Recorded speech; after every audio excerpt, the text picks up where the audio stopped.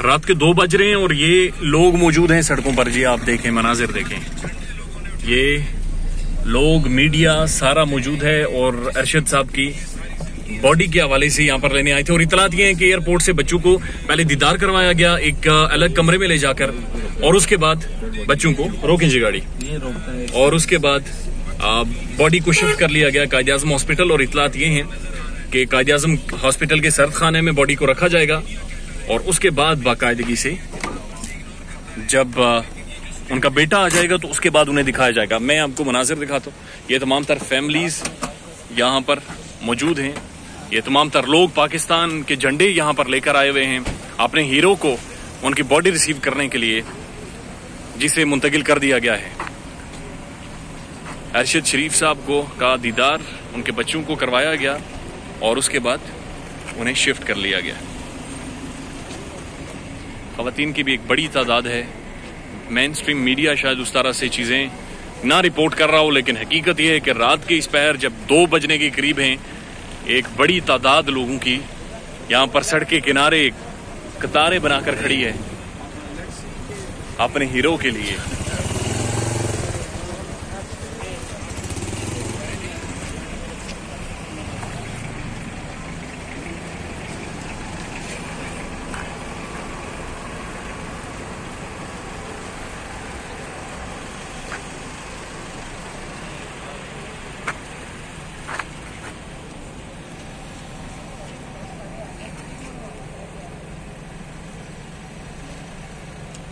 ये आप इस चीज से ब्लड सिंबलाइज कर रही हैं? हाँ जी बिल्कुल, पाकिस्तान के झंडे के साथ। ये किसका ब्लड है?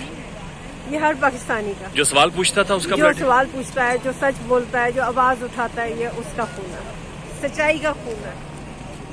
ये अरशद का ब्लड है, अरशद शरीफ का ब्लड है। ये लिटरली अरशद जो शरीफ हमारे भाई जो शहीद हो गए, ये उनका ब्लड है। ये इसके ऊपर पूरी पाकिस्तानी जो नेशन है उनका ब्लड है। ये पाकिस्तान का झंडा इन्होंने उठाया हुआ है और ये सिंबॉलिक जो आजकल के हालात हैं, ये उसके मुताबिक किस तरह सच बोलने वाला, किस तरह खरा इंसान, किस तरह उसका खून बहा। अरशद साहब पूछते थे हमेशा वो कौन है, उन्हें जवाब दे दिया गया कि आपने पूछना नहीं है कि वो कौन है। वो बिल्कुल आपने जुबान नहीं खोली, पता सबको है, सब पता सबको है कि कौन है, क्या है। जो लोग हमारे सर पे वही जिम्मेदार है।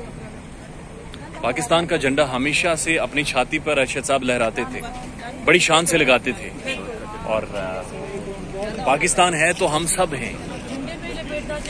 जी झंडे में, जी झंडे में ही लिपेटा चाहिए। पाकिस्तानी का दिल कि पाकिस्तान से जो कुछ उसने कर्ज चढ़ा दिया, कम से कम एक झंडा तो हम उसको दे सकते हैं। कम से कम इस झंडे में इसको लपेटना चाहिए। ये मेरी ख्वाहिश है, मेरी तरह हर पाकिस्तानी की ख्वाहिश है, जो जिसको पता चल गया है कि वो कौन था।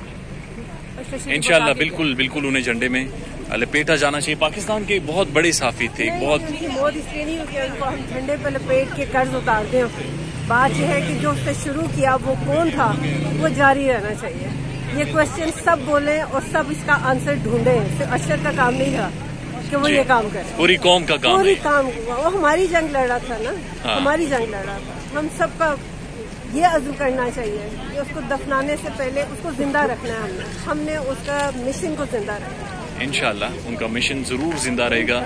पाकिस्तान के प्रोमिनेंट साफी भी यहाँ पर मौजूद हैं और एक बड़ी तादाद अवाम की लंबी कतारें गाड़ियों की लगातार लगी हुई हैं। ये जो एयरपोर्ट के रास्ते से सारी गाड़ियाँ आ रही हैं और इस तरफ जा रही हैं।